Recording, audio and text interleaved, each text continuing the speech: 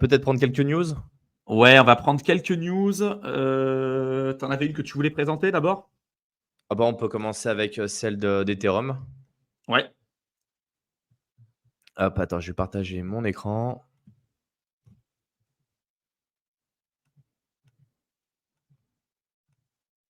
Hop.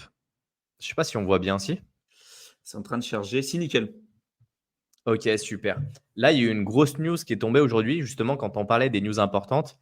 Celle-là, elle en fait partie et officiellement, là, ça y est, la SEC a arrêté tout ce qui est investigation contre Ethereum. C'est Consensus qui a renouvelé, qui a mis en avant cette information et globalement, en fait, ce qu'ils expliquaient, c'est que, la SEC avait essayé de charger Ethereum depuis le passage sur la version, 2.0, si on peut l'appeler comme ça. Parce qu'il y avait un mécanisme de staking et donc ils estimaient que potentiellement ça pouvait être classé comme un security. Et suite à la validation des ETF spot Ethereum, Consensus a envoyé une petite lettre à la SEC en disant mais attendez, vous avez validé les ETF, votre défense elle ne tient plus et donc ils ont arrêté tout simplement les allégations. Donc ce qui est plutôt une bonne chose et ce qui veut dire que tous les projets maintenant qui sont attaqués par la SEC, qui seraient sur le même modèle qu'Ethereum, pourraient arriver à se défendre avec à peu près les mêmes décisions. En disant, Il y en bah, a vous avez beaucoup, hein. autorisé Ethereum, il y en a un paquet. Pourquoi nous, qu'est-ce qu'on a de différent nous, alors qu'on est un fork d'Ethereum, pour que vous puissiez arriver à tenir quoi que ce soit comme défense en face. Donc c'est plutôt une bonne nouvelle sur le marché et ça va corroborer en tout cas les déclarations qui étaient faites pour les ETF spot Ethereum. Pour moi, c'était juste une suite logique parce que plus ça avançait, plus la SEC de toute façon se prenait déculotté sur déculotté. Et là, c'était le Saint Graal, hein. Attaquer Ethereum alors qu'ils ont validé les ETF spot, il n'y avait aucune logique en fait qui tenait derrière. Peut-être qu'ils vont essayer de l'attaquer par d'autres biais et autres, mais pour moi, là, ça y est, c'est enterré. Ils vont essayer de faire appel sur différentes choses. Mais maintenant que la SEC a plié le dossier, le prochain qui voudra mettre le nez dedans, je lui souhaite bien du courage. Et là, tu as tous les Bitcoin maxi qui sont en sueur, qui Ah oui, disaient. bah, eux qui disaient: «Mais ça sera jamais possible, Ethereum est une security». Tu fais: «Oui, oui, c'est ça». Mais en Ouais, fait, mais c'est toujours pareil. ça On a a du toujours mauvais des d'être biais. d'être maxi de partout. Toutes les personnes qui sont maxi, en fait, c'est mauvais parce que ça veut dire que tu es pas capable d'avoir une ouverture d'esprit qui est assez importante pour comprendre les autres technos et potentiellement les avantages que ça peut apporter. Il y a des avantages et des inconvénients, mais toujours voir ce que ça peut apporter et comment le marché évolue, en fait. Et ça sert à rien d'être Ah, et en maxi fait, s'il y a pas c'est d'avantages. surtout que les Bitcoin maxi, ils voyaient toujours les autres projets comme étant des compétiteurs potentiels à Bitcoin. Et en fait, je pense qu'on fera une vidéo à un moment donné pour reprendre les arguments un par un. Il y a des arguments qui sont valables. Quand tu prends Adam Back, qui est quand Mmh. même Un des l'une des développeurs, personnes. principaux, ouais. Ouais, et puis l'une des personnes qui a été citée dans le white paper de Satoshi pour ses travaux sur le proof of work, sur les différents mécanismes de hachage et tout, c'est quand même quelqu'un, tu vois, qui connaît ce qu'il dit, hein. Ah C'est oui, un. mais Par justement, c'est ça contre, qui était très drôle. Ouais, vas-y. je finis juste, je dis juste par contre, donc ils ont des bons arguments, ces personnes-là. Simplement, le problème, c'est qu'ils vont avoir tendance, selon moi, hein, après, avec l'expérience que j'ai du marché aussi, parce que c'est des gens voilà, qui ont bien plus de connaissances sur le sujet que nous. Ça aussi, je pense que c'est important de le rappeler. Mais c'est des personnes, pour moi, qui ont un biais dans leur truc, parce que bah, aujourd'hui, c'est Adam Back, il est dirigeant de l'équipe un peu de développeurs de Bitcoin. Sa Bitcoin Core, ouais. fondation, ouais, Bitcoin Core. Euh, il a aujourd'hui une preuve d'autorité sur Bitcoin et pas forcément à côté. Et ils ont tendance toujours à regarder les altcoins, et y compris même l'Ether, comme étant des compétiteurs directs à Ethereum. En disant, bah, regarde, Ethereum, il y a eu un pré-mine, sur Bitcoin, il n'y a pas eu de pré-mine. Tout le monde a eu la chance d'acheter du Bitcoin auparavant, alors que bah, quand tu as un pré-mine, ce n'est pas le cas. Bref, il y a des raisons pour moi qui sont valables. Mais ne pas accepter et ne pas voir les opportunités et surtout les, les innovations qui ont été faites à côté, ou du moins reconnaître qu'il y a eu quand même certaines innovations qui ont été apportées par Ethereum et qui n'ont pas pu être apportées sur Bitcoin. Parce que je rappelle quand même que Vitalik, au départ, avait essayé de coder Ethereum sur Bitcoin. Il n'a pas pu le faire pour des principes Des techniques. En fait, ce n'était problématiques pas techniques, possible de le ouais. faire. C'est ça. Le code n'était pas fait pour. Là, de se dire, aujourd'hui, on peut avoir des stablecoins, entre guillemets, décentralisés. On peut avoir des échanges avec des DEX. On peut faire des swaps de manière décentralisée avec Uniswap, SushiSwap, etc. On peut faire de la DeFi, on peut faire des trucs. Il y a des choses qui se développent aussi sur Bitcoin. Mais tu vois, reconnaître qu'il y a eu une innovation qui a été faite à côté, c'est OK aussi, tu vois. Mais c'est cette vision Ouais. simpliste de dire, nous, ce qu'on fait, c'est forcément tout bien et tout le reste, c'est tout de la merde. Moi, ça a tendance un peu Allez, à me fatiguer. justement, c'est ça qui est très drôle. Adam Back, c'était l'une des personnes, là, quand il y a eu la mise à jour Bitcoin Core 27, où il y avait un des développeurs de chez Bitcoin qui voulait couper tout ce qui était inscription et globalement tout ce qui lançait un peu la partie DeFi sur Bitcoin. C'était le premier à défendre en disant non, non, mais Bitcoin, il est souverain. Si le marché en veut, on laisse ça. Et c'est lui qui a vraiment poussé la mise à jour en mode sur Bitcoin Core 27, on n'intégrera pas de mécanisme de censure pour que tu aies certaines transactions. Et Mm. donc, moi, au fond de lui, je pense qu'il voit ce qui s'est passé sur Ethereum et qu'il se dit Bitcoin, si on va toucher certaines choses, potentiellement, on pourrait se rapprocher de ce qui est fait. Et aujourd'hui, le marché, il en veut. Donc, tu vois, il se dit ok, il y a des projets qui vont développer des trucs, ils vont faire les crash tests. Et puis, une fois que ça sera bien implémenté, que les gens en ont vraiment besoin, on va accepter que Bitcoin le fasse aussi. Tu vois. Mm. Je pense qu'il a un peu cette vision-là derrière. Après, c'est quelqu'un qui est extrêmement compétent, comme tu le dis, avec une vision très long terme. Mais j'aimais beaucoup la dernière fois l'espèce d'échange qu'il a eu avec Luc, l'autre développeur de chez Bitcoin Core, où ça se tirait à balles réelles dessus pour avoir un peu cet aspect éthique et voir comment chacun d'eux se positionnait en fait. Ouais. Après aussi, tu vois, c'est un peu le problème. Si vous êtes dans la crypto, je pense qu'à un moment donné, l'aspect technique, c'est important et tout. Si vous êtes dans la crypto, on va pas se leurrer, comme 100% des gens, c'est pour gagner de l'argent. D'accord? Si vous investissez sur du Bitcoin, les performances qu'il y a eu, c'est plus quelque chose aujourd'hui qui est inconnu et c'est plus quelque chose qu'on peut remettre en question. C'est la classe d'actifs. Le Bitcoin, ça a été même l'actif le plus performant de toute l'histoire de l'humanité.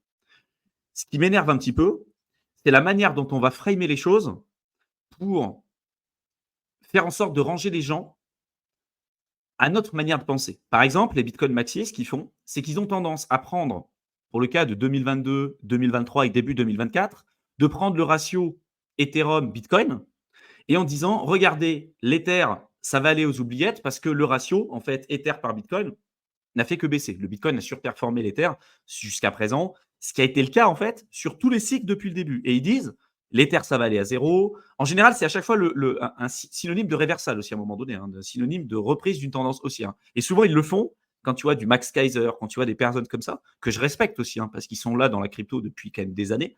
Euh, mais à chaque fois que Avec ces les yeux personnes-là se laser. réveillent et sortent des buissons en disant l'Ether est mort, souvent, c'est synonyme de la reprise de la tendance haussière et souvent, ça se fait pile au bottom. Et là, ça a été le cas encore. Hein. Dernièrement, Max Kaiser il est sorti, il a montré la charte d'il y a 2 ans et demi, enfin sur 2 ans et demi, en disant l'Ether vis-à-vis du Bitcoin, ça va tendre vers zéro. Et moi, j'ai juste envie de leur dire, putain, mais élargissez juste votre. Regardez historiquement parlant ce qui s'est passé. Je vous rappelle quand même que l'Ether, son prix d'ICO, c'était 30 centimes. D'accord? Oui, mais ça irait à l'encontre en fait des dires. Ah bah Tu oui, frames en fonction mais de ce qui si tu veux t'arrange. regarder les infos, regarde-les Bah vraiment oui. jusqu'au bout et frame vraiment ton truc tel que c'est réellement. C'est pour ça qu'on vous invite à jeter un coup d'œil et de vous former sur ces sujets parce que les mecs, des moments, ils racontent de la merde. Là, quand tu regardes les mecs, quand ils te disent l'Ether, ça va tendre vers zéro vis-à-vis du Bitcoin, quand tu regardes les performances de l'Ether qui a été lancé dans son ICO à 30 centimes, au moment où vous pouviez faire l'ICO, vous pouviez échanger l'équivalent de 1 Bitcoin qui à l'époque valait à peu près 200 dollars contre 2000 Ethers. C'était ça le ratio lors de l'ICO. Je vous invite à faire le calcul aujourd'hui et regardez combien, si vous échangez un Bitcoin contre des Ethers, combien vous en avez aujourd'hui. Et depuis le départ, ça n'a fait que baisser, ce ratio, sur le long terme. Ça n'a fait que baisser. Donc si vous, votre objectif, quand vous investissez dans la crypto, c'est de gagner plus d'argent, et donc finalement de battre les performances, en l'occurrence là du Bitcoin, parce que je parle de l'Ether, en avoir en portefeuille, c'est indispensable. Si vous voulez investir sur d'autres altcoins et donc battre les performances du Bitcoin et de l'Ether, ce qui est indispensable si vous investissez sur d'autres altcoins, regardez les performances historiques passées de ces cryptos vis-à-vis des deux premières, du Bitcoin et de l'Ether. Si vous voyez que ça fait 6 ans que votre projet, comme le cas du XRP, je sais qu'on ne va pas se faire d'amis, mais ça fait depuis 2017 que ce projet-là fait un all-time low sur all-time low par rapport à de l'Ether et par rapport à du Bitcoin. Parce qu'ils sont restés, en fait, sur le pump qu'on a eu en 2017. Et tu as des gens qui sont accrochés à ce bag-là depuis des années, depuis Ils ont que ça. 2017, et qui ont loupé le cycle précédent. Peut-être qu'ils ne louperont pas ce cycle, j'en sais rien. Mais vous ne devez pas être investi émotionnellement sur des projets. Je sais que ça fait peur et ça fait mal quand je dis des trucs pareils. Et je ne dis pas que si vous avez du XRP en portefeuille, finalement, ça ne regarde que vous. Mais est-ce que vous voulez passer à côté d'un truc parce que vous êtes trop investi émotionnellement sur un projet? Il y a des gens qui ont loupé un cycle, qui risquent peut-être de louper un deuxième cycle parce qu'ils se disent non, non, mais là, c'est bon, le XRP à 587 $ ou 589, je crois que tu avais des mecs qui faisaient des prévisions comme ça. Un XRP à 589 $, c'est bon, ça sera possible. Ok, ok, si c'est votre scénario, faites ce que vous voulez. La réalité, c'est qu'aujourd'hui, et ça, c'est un fait, vous pouvez regarder historiquement parlant, depuis 2017, le XRP n'a fait que des précédents plus bas, exprimés en Bitcoin, exprimés en Ether. Et peut-être que ça continuera de le faire. J'en sais rien. Ça reste une grosse crypto. Ça reste une crypto qui a une communauté qui est très forte. Voilà. Mais derrière, Elle est si vous moins décidez. virulente avec les années. Elle est quand même moins Oui, virulente avec les années. Il y a elle est eu moins en virulente, mais. 2017-2021, Ouais. c'était juste terrible. Mais avec les années, ils commencent à se calmer parce qu'en fait, il y a de moins en moins d'arguments en fait. Ouais. Par contre, il y a d'autres cryptos, par exemple, et je ne dis pas qu'il faut que vous investissiez sur elles. Hein. Nous, on s'en fout, vous gérez votre truc comme vous voulez. Mais si vous prenez des cryptos, par exemple, comme le BNB, il y a des risques qui sont liés au BNB. Et je vous invite à faire le graphique BNB vis-à-vis du Bitcoin et vis-à-vis de l'Ether. Ça fait depuis sa création qu'il arrive que cette crypto arrive à dépasser son précédent plus haut exprimé en Bitcoin et en Ether. Est-ce que ça Attends, on continuera peut de le le montrer. faire? On Est-ce peut que. montrer le graphe, comme ça au moins ça permet Ouais. Et en fait, vous, si d'expliquer. votre objectif, c'est d'accumuler plus de Bitcoin et d'Ether, en avoir en portefeuille, pourquoi pas? Voilà. Mais en fait, c'est comme ça qu'il faut que vous réfléchissiez. Et effectivement, il y a des périodes où, Mais là, effectivement, là, là, tu l'as, c'est là, tu l'as exprimé en dollars, là. Tu l'as exprimé en en. Ether. Ah non, en Ether. Ah, en Ether, Ether. d'accord, ok. Mets-le Là, en on est sur log. l'Ether. Ouais, hop, mais en fait, j'aimerais virer les news là, je sais plus comment on fait. Je sais pas C'est comment on relou fait non avec les plus. Mets-le par rapport à du Bitcoin aussi, si tu peux. Bah, c'est ce que je vais faire. On peut pas avoir les 2 charts. L'un, c'est soit BTC, mais effectivement, Alors, on voit il y a des périodes où, ils surperforment. et même depuis le départ. Hein. Oui, bien sûr. C'est un coin qui est récent aussi. Hein. Je crois que ça a été lancé Et en si 2017. Hein.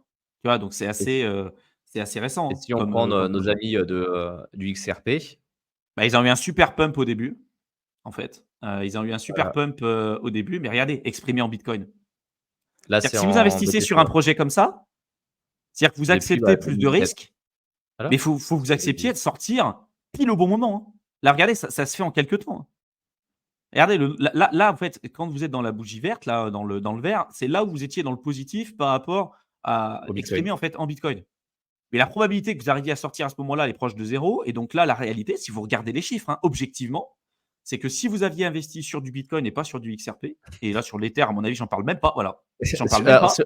sur les terres, il fallait être chaud. Il y avait, une petite semaine, il y avait une semaine, il y un peu plus d'une Voilà. semaine, Et donc, en exprimé en 2018. dollars, oui, vous avez peut-être fait de l'argent. Simplement, quand vous regardez les performances de l'Ether, du Bitcoin sur ces mêmes périodes, bah, au final, voilà.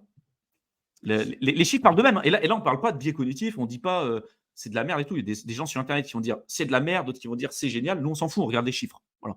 Donc, Je pense que justement, tant qu'on parle du BNB, il y a une news que j'ai vu passer qui est assez intéressante. Il y a un rapport qui est sorti qui, démontre en fait que Sisi, qui est l'ancien, PDG de chez Binance, posséderait actuellement 64 de la supply en circulation, de BNB.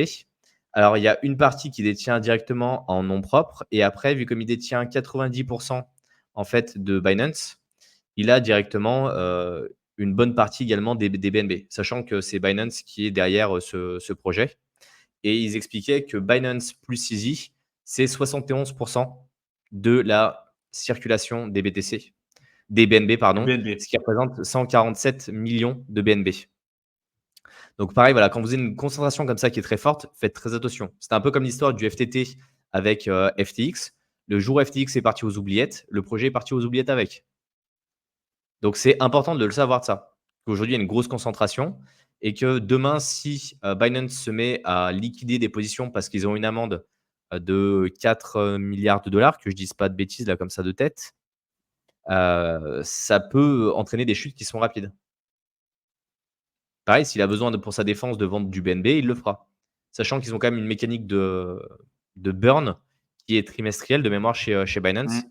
qui est plutôt assez, intéressante de ce côté-là. Vous voyez, il y a des avantages et des inconvénients à chaque fois, mais il faut être bien conscient qu'aujourd'hui, si vous ne croyez pas, en Sisi, bah, il faut peut-être pas se poser sur le projet. Quand on a un mec qui détient, 64 de la supply, si demain il décide de la vendre, si demain il décide de se barrer avec la caisse, bah, le projet part aux oubliettes. Ouais, ou Là, s'il on est sur décide de la justement, comme centralisation. ce qu'il a fait depuis 2017, de ne pas vendre ses positions, voire même d'en C'est aussi acheter une sur le possibilité. marché, ce qui a fait que Exactement. son token enfin, son coin maintenant a eu des performances incroyables. C'est à double tranchant, en fait. Ça peut être pour le meilleur comme pour le pire. Et après, c'est est-ce que vous pensez que la vision de Sisi est la bonne? Est-ce que vous lui faites confiance? Là, c'est littéralement ça. Il a un impact qui est tellement fort, en fait, sur le projet, comme les mecs qui ont du Tron, parce que Justinson fait un peu ce qu'il veut sur le projet. Mmh. Ouais. C'est pareil, voilà, il y a un mec qui a une importance, qui est extrême et ça, il faut savoir le détecter et il faut analyser votre projet pour savoir si justement il y a une personne comme ça qui a une importance ou si au contraire c'est hyper bien réparti de partout. Mais ce qui veut dire que potentiellement, un gars comme ça qui fait de la rétention, ben, il a une pression haussière qui est hyper forte. À l'inverse, il a une pression baissière qui est hyper forte et quand vous avez une décentralisation qui est, la plus globale possible, bah, l'effet de réseau est beaucoup plus long. C'est-à-dire qu'il y a beaucoup plus d'acteurs qui vont devoir se bouger pour avoir un impact sur le prix. Mmh. Bastianou qui dit: «XRP est tenu par la SEC depuis presque 4 ans. On attend la réponse du juge et si la réponse est positive, les holders seront récompensés et Mais ensuite il viendra y a déjà eu une l'utilité». réponse. Il y a déjà eu Une une première, réponse, en fait. une première Une réponse. première réponse. Mais, c'est bullshit. C'est histoire de dire, en fait, qu'il y a une excuse aujourd'hui pour lequel le XRP est pas utilisé. C'est une réalité, en fait. C'est pas parce que la SEC demain elle dit, «Non mais c'est bon, XRP est classé totalement comme un utility token» que ça va changer quoi que ce soit. Le projet, là, ça fait trop longtemps qu'il n'y a pas eu de choses novatrices réellement dessus et la dernière fois qu'il y a eu une décision de la SEC, il y a eu uniquement la vente aux institutionnels qui ont été classés comme securities et le reste, la vente au retail n'a pas été classée comme securities. C'est tout et ça a rien changé. Il y a eu une petite bougie et puis après, c'est reparti aux oubliettes, en fait. Si Alors moi, vraiment pour il y avait mitiger un peu plus le truc, je suis convaincu quand même que sur le cycle précédent, le fait que XRP se soit fait attaquer par la SEC, ça a eu forcément un impact sur le prix parce qu'il y a beaucoup d'investisseurs qui se sont dit: «Vas-y, en gros, c'est risqué, donc je vends». D'ailleurs, même sur cette période, si vous regardez les analyses on-chain, les fondateurs du projet et la fondation, Ripple Labs a dumpé des milliards de XRP sur le marché, sur la tête des investisseurs, parce qu'ils avaient besoin de payer, tout un tas de charges et puis également aussi de se défendre pour le procès contre la SEC. Donc il y a aussi, tu vois, quand on parle de CZ, qui détient 64 de la supply, qui lui, pour le coup, vous pouvez regarder les analyses on-chain, il n'a jamais vendu, il a même acheté son propre token. Ça a permis d'avoir des performances super élevées sur son truc. Ça ne veut pas dire que ça va continuer comme ça ne veut pas dire que c'est forcément un bon projet que vous devez détenir sur le long terme. Vous devez faire votre propre analyse. Mais je veux dire, pour le cas du XRP, par exemple, là, c'est avéré que les fondateurs, qui détiennent une grosse partie de la supply, ont dumpé, mais ça fait des années qu'ils continuent de le faire. ah Mais c'est oui, le cas pour beaucoup de projets, hein. Même la fondation Ethereum, hein. On parle de XRP, mais Ethereum, c'est pareil. Cardano, c'est pareil. Charles Hoskinson, il a fait le top de son projet. La fondation Ethereum a fait le top sur le précédent cycle. Charlie Lee, avec le Litecoin, l'a fait aussi. Donc, en fait, le risque, il est toujours présent. Simplement, il faut essayer de prendre du recul sur le truc et de se dire, OK, peut-être que si demain, la SEC avec Ripple est exempté de toute charge, sans doute que ça aura un impact sur le prix. Mais comme on a vu, en fait, la news avec, comme tu l'as dit tout à l'heure, hein, la news avec la SEC, avec le, XRP, quand on a dit: «C'est bon», au final, il y a une partie il est du pas cas classé, qui a ouais. été réglée. Il y a eu un pump et on est revenu au stade Ah, d'équilibre. En fait, tout de suite, ça c'est revenu au stade d'équilibre. À voir, on verra comment ça peut se passer. S'il y a un comeback et franchement, je le souhaite, hein. Les gens, ils vont nous dire: «On est des haters». Moi, je m'en fous, hein, je vous souhaite le meilleur, les gars, hein.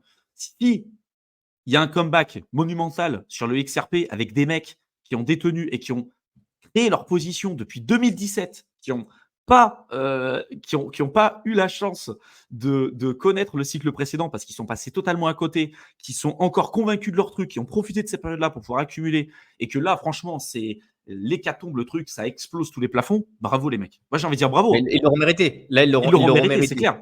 Mais après dire que, tu vois, Bastiano qui dit: «On attend le règlement de demande de la SEC à XRP et ensuite le juge donnera son verdict». Mais en fait, faut pour moi, c'est utopique que d'attendre, en fait, une décision d'une news pour avoir un impact, en fait, long terme sur le prix. Voilà. Ça Ouais. va avoir un impact court terme, mais un impact long terme, non. Regarde même un truc, c'est que les gens ils se disent: «Des impacts comme ça négatifs, ça a un impact sur le prix». Alors oui, ça dépend de quel projet. Tu prends Sizi, là il est parti en tôle quand même, hein. Il est parti Oui en et tôle, le le BNB, BNB a il a fait plein son d'ATH. ATH. Alors, Bah oui, mais c'est Donc ça, c'est la grosse différence entre les projets, entre les fondateurs et ce qu'ils en font. C'est juste, une vision qui est différente, en fait.